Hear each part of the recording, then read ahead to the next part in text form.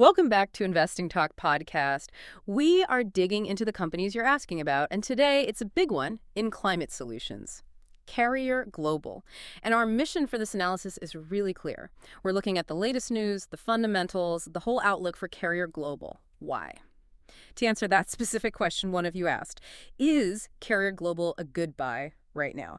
As we get into it, please hit subscribe if you haven't, maybe give us a like, and definitely leave a comment below. Let us know what you think. Oh, and yeah, if there's another company you want us to look at, just drop the name in the comments. We really do check those. Yeah, and Carrier is it's a fascinating case right now, almost like market schizophrenia.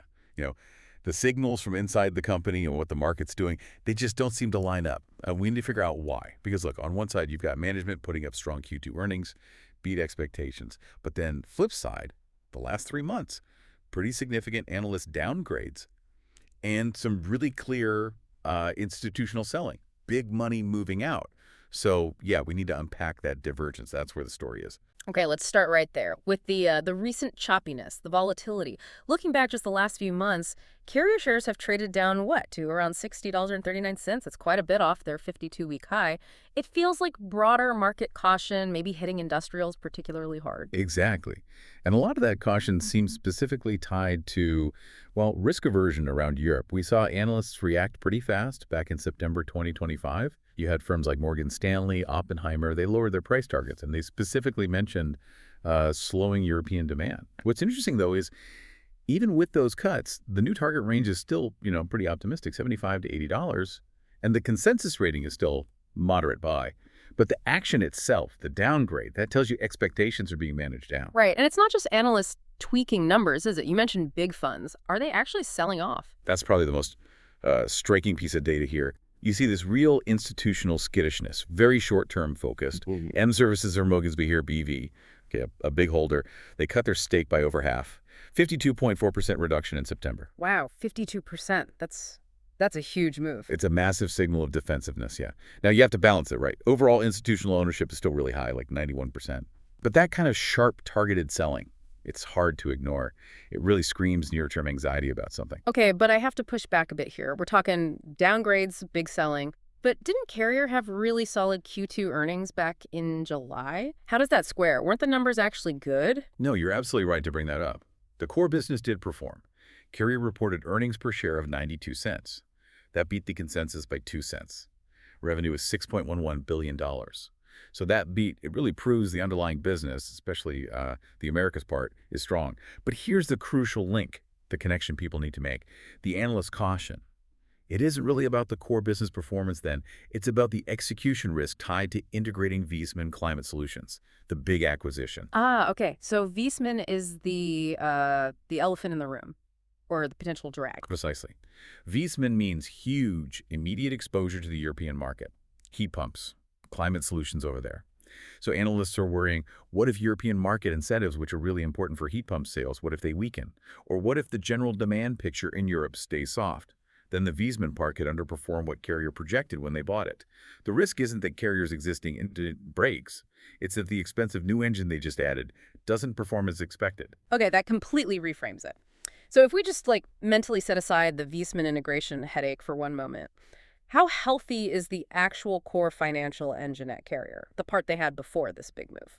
The underlying health looks excellent. And frankly, that's probably why the stock hasn't fallen even further. If you just look at those Q2 numbers, net sales up 3% year over year, $6.11 billion. But what's really encouraging, I think, is the organic sales growth. That was 6%. And that was driven heavily by Climate Solutions Americas and also really strong commercial sales. Commercial jumped 45%. Hold on, 45% growth in commercial sales. That seems huge. Is that maybe a sign of B2B demand strength that analysts are missing while they focus on Europe?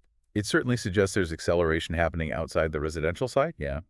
And importantly, they aren't just buying that growth by sacrificing margins. Profitability looks good too.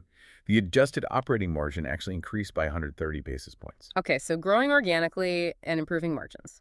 Correct. And that leads to maybe the most compelling bullish point. Management's confidence.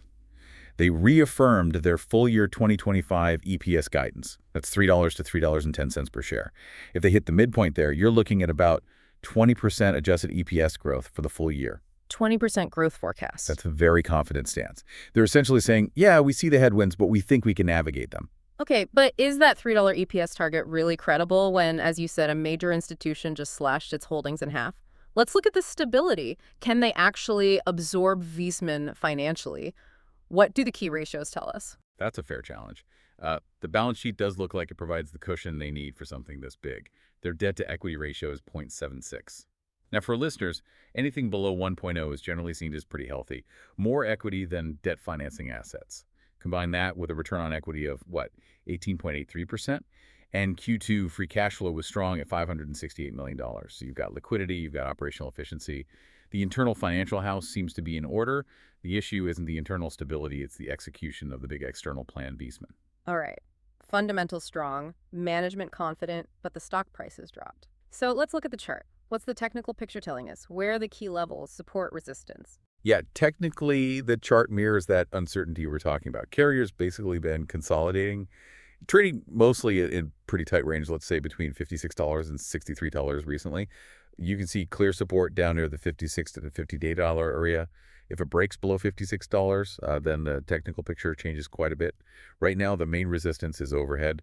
Getting through $63 to $65 is the challenge. A clean break above $65 would signal the bulls are regaining control. And the trend indicators.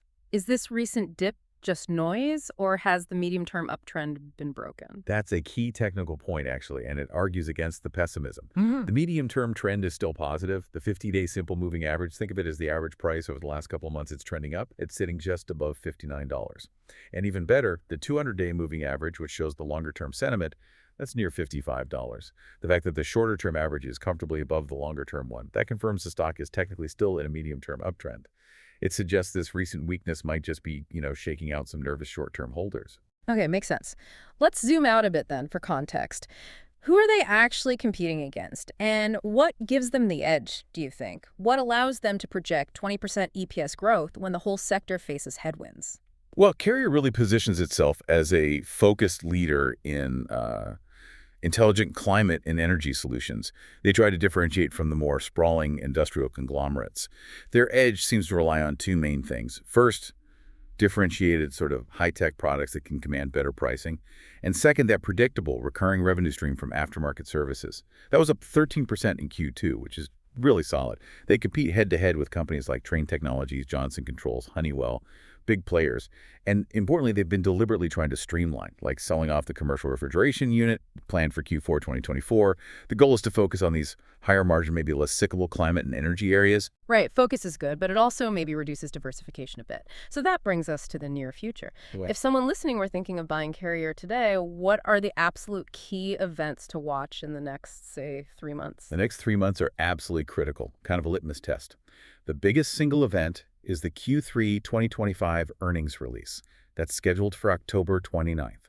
Why is it so decisive? Because investors need clear updates on how that Wiesmann integration is actually going. We need to see if European sales are stabilizing or recovering, and crucially, management needs to give their first real guidance or commentary on the outlook for 2026. What they say about margins on those new Wiesmann assets, that will set the tone for the whole next year. Okay, October 29th. Are there other market things happening around then that could maybe amplify the stock's reaction? More volatility? Oh, absolutely. Keep an eye on two external dates. First, there's major index and ETF rebalancing scheduled for October 16th. That can sometimes cause extra volatility as large passive funds have to adjust their holdings. Then, in November, we get the key institutional 13F disclosures. These are the filings where big money managers reveal their holdings. It's backward-looking, but will show us if other large funds stepped in to buy the shares that Mint Services was selling, a really crucial signal about sentiment among the big players heading into year-end. Got it. Now, okay, let's talk about the speculative side, the rumors, the potential surprises. Beyond the known dates, what are the things that could happen that might drive the stock higher, maybe unexpectedly? Yeah, the market's definitely thinking about potential upside catalysts. I'd point to three main ones. First, Carrier could continue selling off smaller, non-core assets. That could raise cash, simplify the story further, make it cleaner for investors. Second, there's always buzz about potential new or expanded U.S. federal incentives for things like HVAC upgrades. That would be a huge boost for their residential side. And third, just general market anticipation. If sentiment shifts, if people start thinking the European recovery might happen faster than expected, that would immediately de-risk the Wiesmann deal in investors' minds. Okay, potential upside. But for a balanced view, we absolutely have to talk risks. What could still go wrong here? What could derail this whole story, even with those strong core fundamentals? The risks are definitely real, and they're connected. You've got the big macro picture. Economic slowdowns, stubborn inflation, interest rates staying high. Those are sector-wide headwinds. You can't really escape the cycle. But the stock-specific risks, they really circle back to execution. That Wiesmann integration risk is number one. If they stumble, if they miss synergy targets, or margin growth in Europe doesn't materialize as planned, the stock will likely get punished. And you also have to remember, the stock's valuation is still at or near a premium compared to some peers, so there's less room for error if bad news hits. And finally, like you said, selling off units like commercial refrigeration makes them more focused, yes, but also potentially more vulnerable if the remaining core areas hit an economic downturn. Less diversification. So it's this real tension, isn't it? Undeniable fundamental strength, management sounds confident, but then you have this major institutional selling and this high-stakes integration risk with Wiesmann.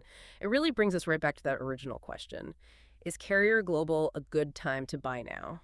What's the verdict? Yeah, weighing everything we've discussed. Based on the analysis, our overall rating for Carrier Global comes in at a solid 7 out of 10. Okay, a 7 out of 10. Why a 7? Why not say a 5 or a 6? Given that huge institutional sell-off and the clear risks, what pushes it up to a 7? It's really that combination of the long-term secular trend and the confidence in margin expansion that keeps it relatively high. Look, the company is fundamentally plugged into these undeniable long-term growth trends. Climate solutions, energy efficiency, that's not going away. And management has shown an ability to improve margins. Yeah. So for long-term investors, people who are patient, it looks attractive. However, that short-term picture is riskier. There's clear volatility, there's macro uncertainty, there's that execution risk. So if you can handle potential swings in the near term, that long-term potential, that 20% EPS growth target, it seems worth considering. It's just not a smooth ride right now. That sums it up perfectly, I think. Carrier Global has strong fundamentals, real long-term potential tied to essential trends. But yeah, the current market mood, the high stakes of the Wiesmann integration, it makes it more suitable for a specific kind of investor, someone who really understands the story and can tolerate that near-term choppiness and risk. Exactly. And that leads to the final thought we want to leave you with. Think about the core conflict here. It's the internal view versus the external action. You've got management practically shouting confidence, reaffirming that roughly 20% adjusted EPS growth for the year. And yet you see a major institution cutting its stake by over half. That's a stark contrast. It points to this critical tension between the perceived long-term value and the immediate anxiety about macro factors in execution. So the question you really have to ask yourself is, if management does execute well on Wiesmann and we start seeing proof in Q3, how quickly will that close the gap? How quickly could that bring those big institutions back into the stock? That's the key variable. A fantastic point to end on. That execution piece really is the bridge between the current price and that potential future value. Well, thank you for joining us for this look at Carrier Global. We hope this analysis helps you make a more informed decision. We'll catch you next time on Investing Talk Podcast.